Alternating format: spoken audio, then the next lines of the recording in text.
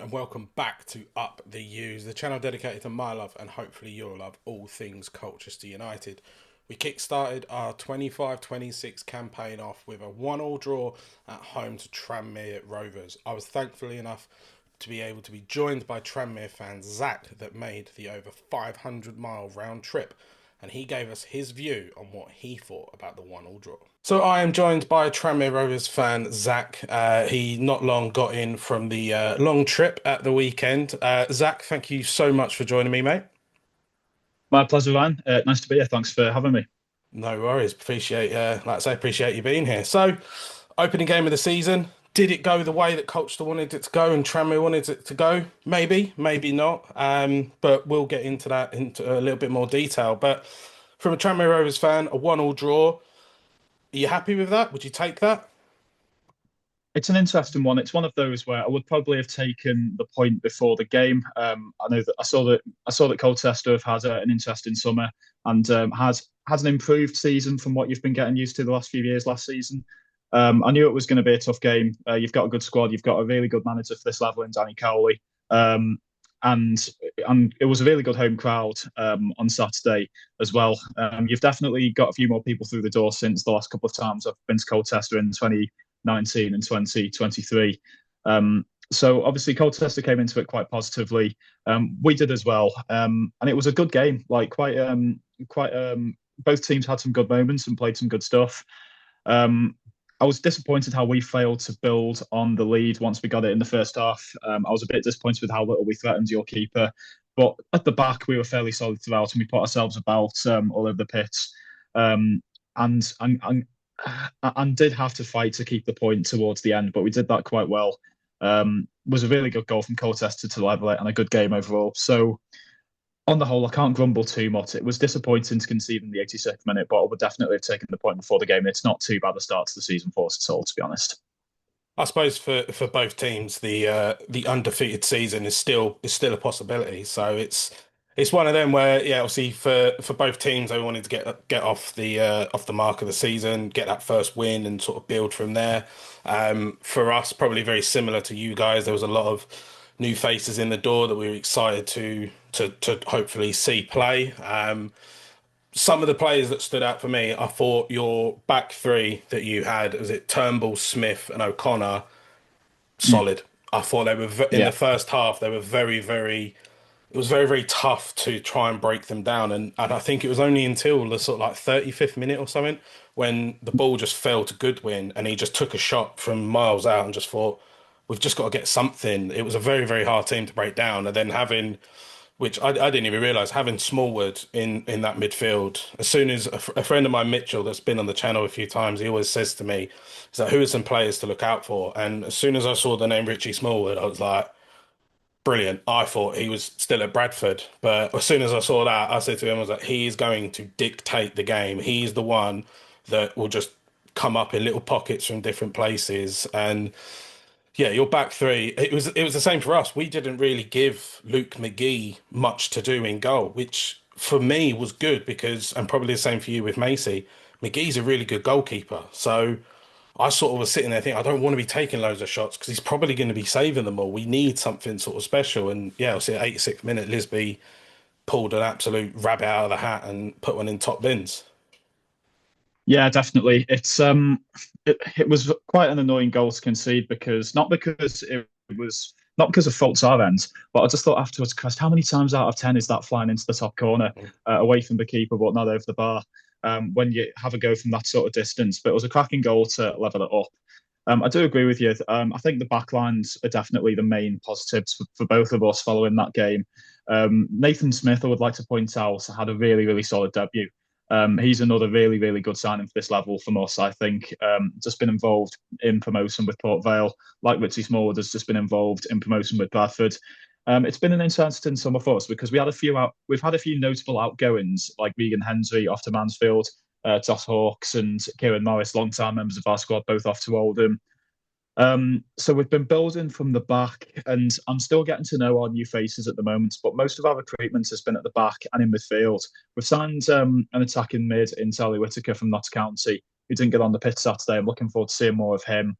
But I'm hoping in the next couple of weeks if there's somewhere that we need to strengthen, it is up front because although Josh Davidson put himself about, although Connor Jennings scored a good goal, we are still a bit short of depth and of proven goal scoring know-how up front as well. So that's definitely where I think we need to strengthen these next few weeks. But I'm definitely with you in that both squads. I think the main positives from that game would be the defence and how well both sides shut up shop at the back for a lot of the game.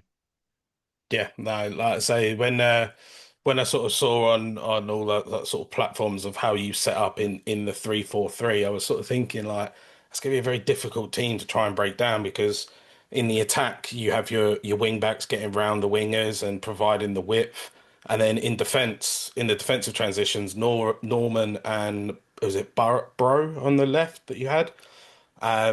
Just drop and he's a back five. So Mm, it was one of them where it was like you could attack with five and you can defend with five. So it was very, very difficult. And the goal obviously came from a sort of lapse in concentration from us, which unfortunately was quite apparent last year, and hopefully it was just a one-off thing. Yeah, and the man that we mentioned already, Smallwood, puts a beautiful ball to the back to Cameron Norman, who just headers it back towards the mixer, and it just finds its way to Jennings. And first half, I think first half you were the team, yeah, that were in the driving seat, and you rightfully deserved to go in at half time 1-0 up. And Danny came out and said the way that we was playing was very boring. And mm. as a coached fan, it felt like that. It was like if we come out second half and play like this could get quite sort of messy for us because you were like on the ascendancy. But I think 5, 6 minutes in, we made the changes and took off Harry Anderson, took off Jaden Williams, and brought on Kyrus Lisbie and Arthur Reed. And I think they were the two. Sorry, Kyrus Lisbie and Adrian Akande. So brought on two wingers, and I think that was the spark because your defense turned from being really, really solid and being able to deal with Goodwin and Williams to then having someone like Kyrus Lisbie with the pace he had. They didn't really know what to do, and every time they got the ball, they just had to clear it out wide. As an away fan, what did you make of Lisbie? He definitely put himself about. He was trouble. He added fresh energy to it as well, which was a bit more difficult to deal with. I think our defence definitely tired a little bit as the game went on. I think we tired all over the pitch, to be honest. I can forgive that because it's the first game of the season, new squad, load of new faces, and and we played at pretty much full throttle for most of the first half. So I always knew we were going to tire. It's just about if we were going to be able to hold out. We couldn't. Good wonder goal from Lisbie, put it right in the top corner, right where McGee couldn't get it. And from then on, I was very very nervous for the remainder of the game after that, especially that added time. Um, so he definitely put himself about. He was a bit of a bright spark, a bit of bright energy. And one of the small negative takeaways that I've got from that game, I think Colchester definitely did a better job with the substitutions than we did. I don't feel as though many of our subs did anything to be of much note. To be honest, I wasn't sure about taking Amari Patrick off. He's one of our most creative players. I think everyone in the EFL has seen that clip of his goal at Accrington last year from just outside of the box, causing some of the best limbs that anyone has ever Yeah. seen. He still had that creativity about him in that game in like the 99th minute. I wasn't sure about taking Amari Patrick off, and I don't think any of our subs did. Colchester definitely got the subs and the second half game plan more spot on than we did, like we did in the first half. So quite an even game overall when you sum it up, and probably I did feel as though it was probably about the right results in the end. Yeah, I think when after the game I tweeted out and said that Danny made the right subs at the right time and the players that he took off were the right players. It was players that weren't quite getting into the game as what we was expecting, or it was players that were just having a completely off game. The thing that was quite interesting at the end of the game, we finished with J.K. Gordon, Oscar Thorne, Kyrus Lisbie, Adrian Akande, and Awara Edwards, who are all wingers, and they were all somehow on the pitch. And I think J.K. Gordon was playing defensive midfield, so that was quite interesting from us. But you know, attack's the best form of defence.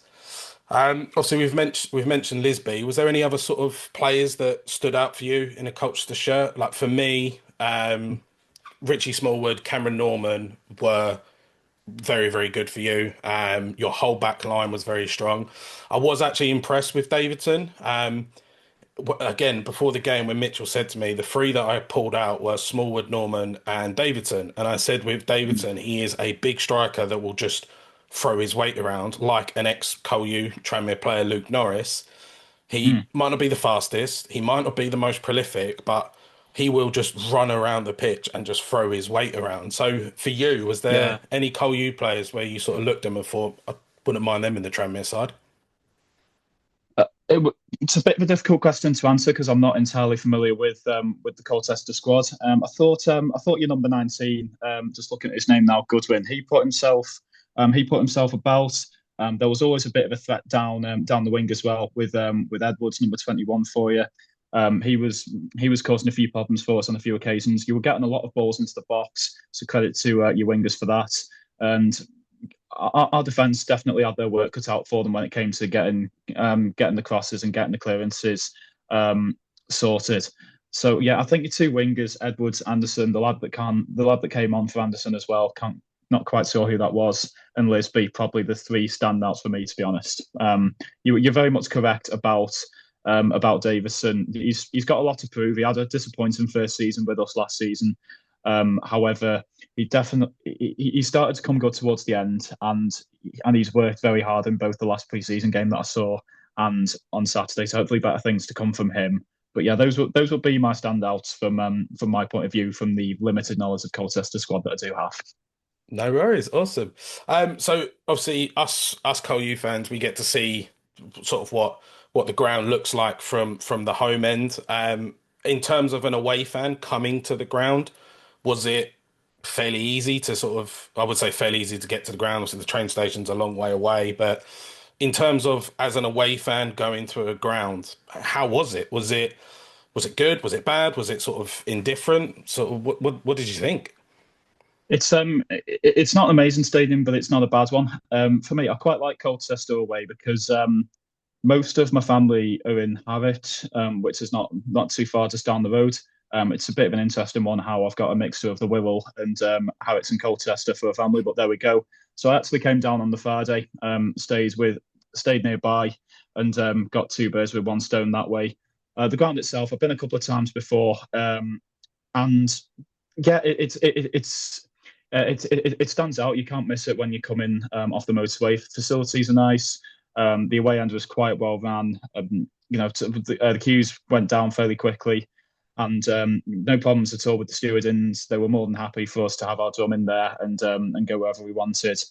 So yeah, it's not an amazing ground. It's not one that sticks in your mind because just because of it's four sides that are all the same, not too distinct that way. But I will say it was not nice and easy on the inside. Everything flowed nicely as you'd want it to. And I'm sure you get a lot of comments about this, but the atmosphere at your place has certainly picked up over the last couple of years. Before the game, the end opposite us with all the flags and the banners and everything, it definitely. I hope you don't mind me saying, when I went there 6 years ago in 2019, it did not look like that at the start of the game. So credit where it's due with that, definitely. Yeah, no, that is all down to the work that the BWA put in place. They're a fan run sort of club. They've been going on for quite a while since back in the Layer Road days.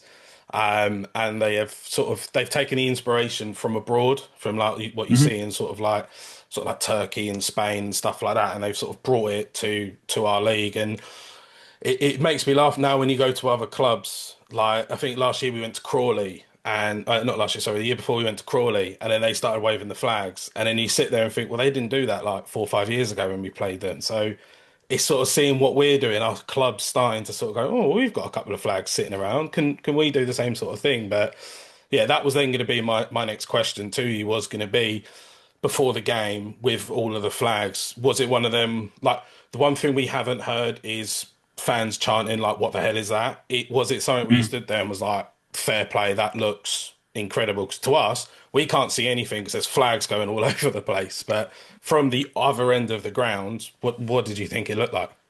But it works too. It looked very, very good indeed, and it looked like something that you don't normally get in the fourth tier. And yeah, it's not. I do think that atmospheres in the lower leagues are gradually getting better. More people are getting through the doors because they feel disillusioned with the Premier League. The way I always say it is, if you support a club in the so-called Big Six, for example, it's window shopping. You're just looking at it from behind the glass. At our level, it's a lot more genuine. It's a lot more authentic. I think people are starting to pick up on that. The fan groups, such as the BWA, are as well. Um, and from our end, it did look very impressive. And it's brilliant to see that much colour, that many flags, that bit of partisan atmosphere making its way into the lower leagues. It is very good to see. So yeah, honestly, fair play to the BWA and to your fans on that one. That's all I can say with that.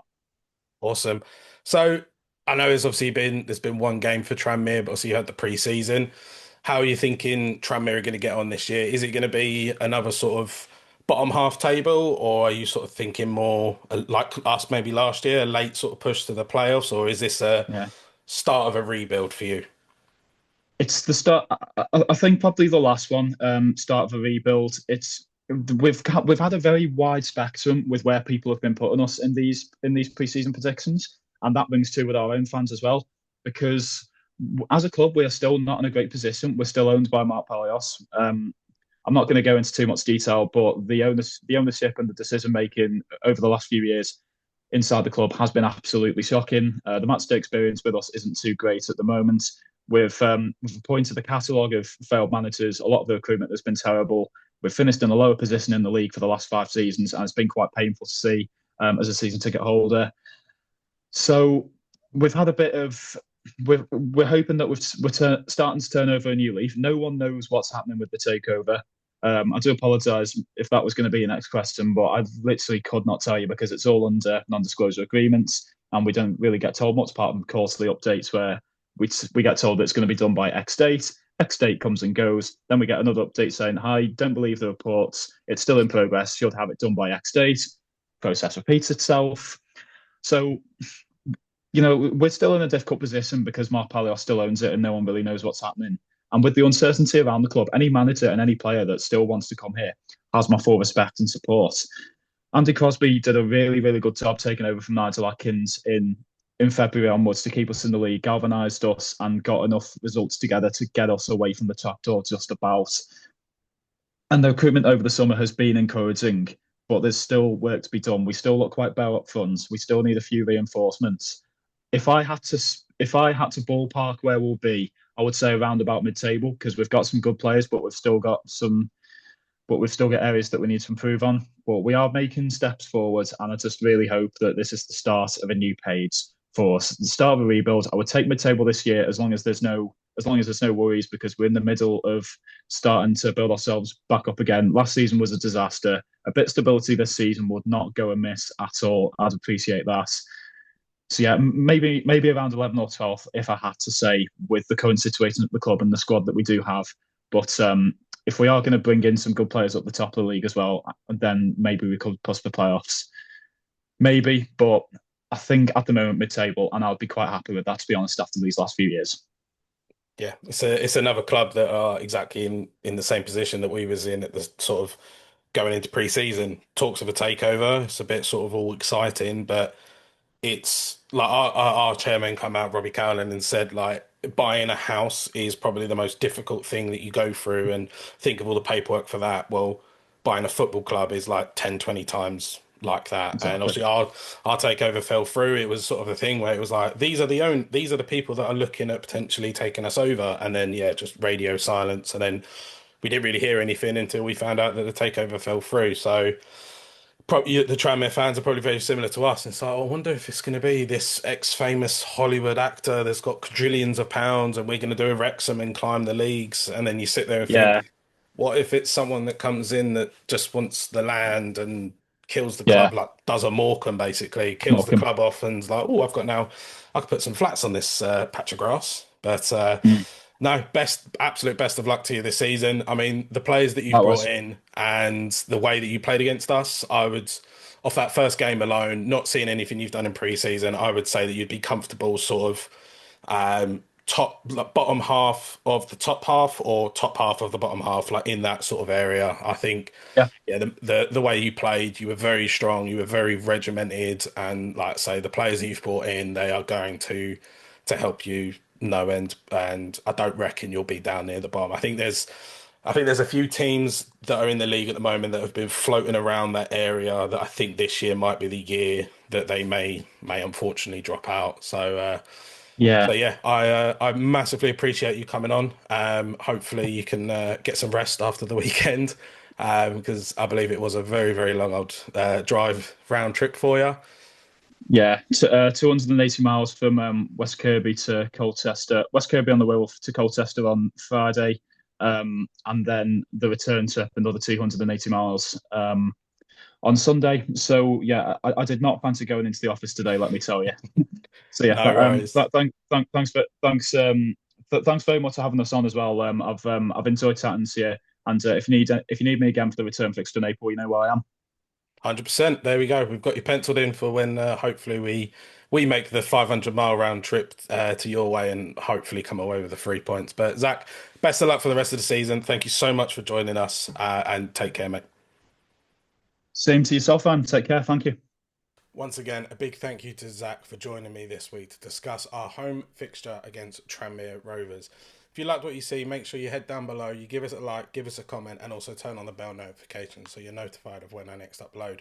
Also, head over to X at official Up the U's and give us a follow. And if you'd like to be featured in a future episode of Up the U's, whether you're a Colchester United fan or any other League Two content creator, drop me a message. I'm more than happy to have you on, and I'm more than happy to join you on your project. But that's it for this week. Thank you all so much for watching. Hope you have a good day. And as always, remember, up the U's.